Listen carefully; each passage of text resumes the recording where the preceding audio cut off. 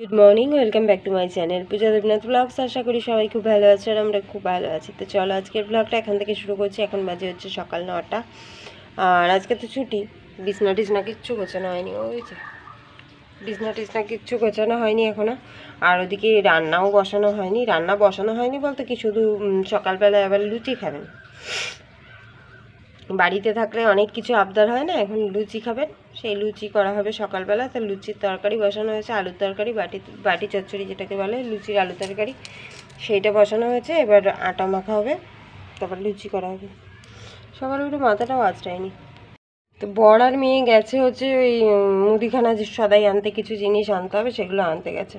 কদিন ধরে বৃষ্টি হচ্ছে আর মুদিখানা সদাইগুলো আনা হচ্ছে না। তা আমি বললাম অল্প করে এখন এখান থেকে কিছু নিয়ে আসো যেগুলো লাগবে। তো সেগুলো আনতে গেছে, আর বিকালে আনবে সব। তো আমি বললাম যদি একবারে রান্নার কিছু নিয়ে আসে তাহলে ভালো হয়, তাহলে আমার রান্নাটা হয়ে যাবে তাড়াতাড়ি, নাহলে না অনেক দেরি হয়ে যায়। তো সেই আর কি।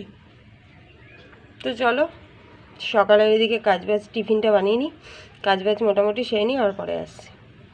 সকালে বরের আবদারে এখন লুচি হয়েছে, লুচি আর আলুর তরকারি। বললামই তো আলুর তরকারি হয়েছে।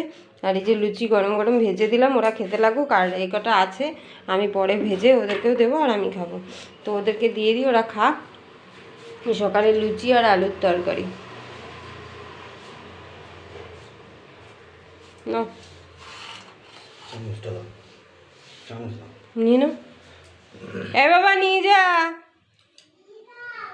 নিয়ে যাও, পড়ে না যেন।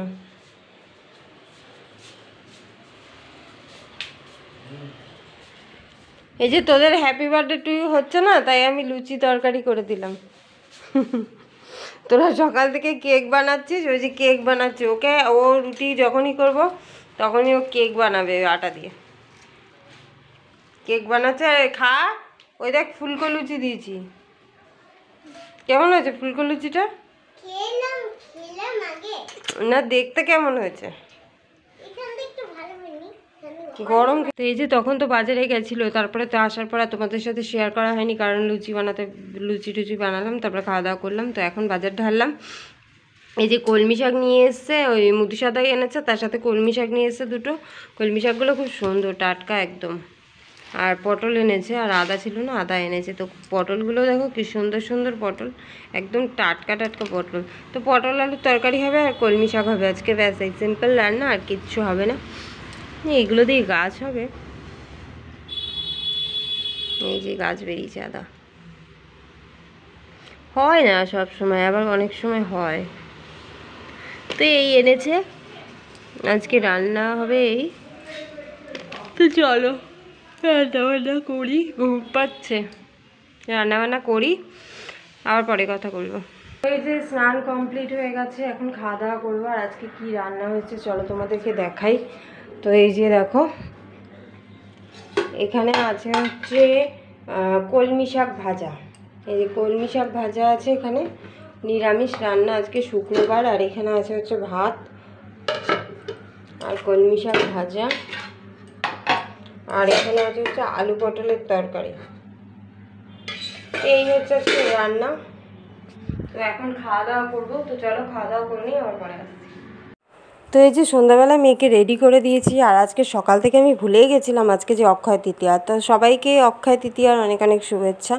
আর এদিকে দেখো মেয়েকে রেডি করে দিয়েছি, মেয়ে এখন যাবে আমার বরের সাথে তেল আনতে যাবে, তেল আনতে হবে। তো তেল আনতে যাবে, আর তারপরে আবার আরও দোকানে যাবে যেখানে পুজো হয়েছিল আজকে অক্ষয় তৃতীয়া, সেখানে যাবে। তো আমিও যাব একটু পরে, আমি ওকে আগে রেডি করে দিলাম, ওর বাবা আর ও যাক, তেলটা নিয়ে আসুক, তেলের দোকানের দিকে আর আমি যাব না।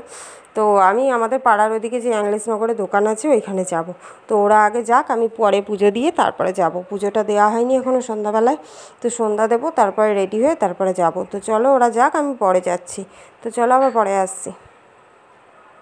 তো এই যে রেডি হয়ে গেছি, আর কোথায় যাচ্ছি, কোথায় যাব বলো তো? ভালো লাগছে না বাড়িতে বসে বসে একা একা। মেয়ে আর আমার বর তো তেল আনলো, তারপর আবার গেছে পাড়ার ওখানে একটা দোকানে, অক্ষয় তৃতীয়াতে পুজো হয়। তো সেখানে গেছে আর মুদি সদাই আনার আছে, সেই জন্য গেছে। তো আমি ভাবলাম আমি বাড়িতে বসে বসে একা একা কী করবো, আমিও তাহলে একটু রেডি হয়ে যাই, ঘুরে আসি, আমাদের এই পাড়াতে ঘুরে আসি, একটু কাকি শাশুড়ির ঘরে যাই, একটু জায়ের ঘরে যাই, গিয়ে গল্প টল্প করে আসি। এখন বাজে হচ্ছে 7:30, যাই, যে ওই 9টার দিকে চলে আসবো, তারপরে এসে দেখি কী রান্না বান্না করতে হয়, তারপর করবো। তো চলো ঘুরে আসি, তারপরে এসে আবার কথা হচ্ছে। এই যে 2 জায়গায় হালকাতা করতে গেছিলো, এক জায়গায় পোলাও আর আলুর দম দিয়েছে, আর এক জায়গায় দিয়েছে হচ্ছে যে লাড্ডু, প্রভুজির লাড্ডু। এই ভেবেছিলাম রাত্রেবেলা রুটি করতে হবে, কিন্তু আর রুটি করিনি, কারণ ভাত আছে আর রুটি দুটো আছে, সেই দিয়ে হয়ে যাবে, আর কিছু করিনি ওই কারণে। তো শুয়েছিলাম আর প্রচুর পরিমাণে ঘুম পেয়ে গেছে। তো এখন বাজে হচ্ছে 10:30, তো খাওয়া দাওয়া করে শুয়ে পড়বো, ঘুমিয়ে পড়বো, আর রাত করবো না, কারণ প্রচুর পরিমাণে ঘুম পেয়েছে, বিভৎস ঘুম পেয়েছে, শুয়েছিলাম বলে আরও বেশি ঘুম পেয়ে গেছে। তো যাই হোক, আজকের ভিডিওটা এই পর্যন্ত। ভিডিওটা কেমন লাগলো অবশ্যই জানাবে, ভালো লাগলে লাইক কমেন্ট শেয়ার করবে, চ্যানেলটিকে সাবস্ক্রাইব করে। চলো সবাইকে টাটা, গুড নাইট, দেখা হচ্ছে নেক্সট ভিডিওতে।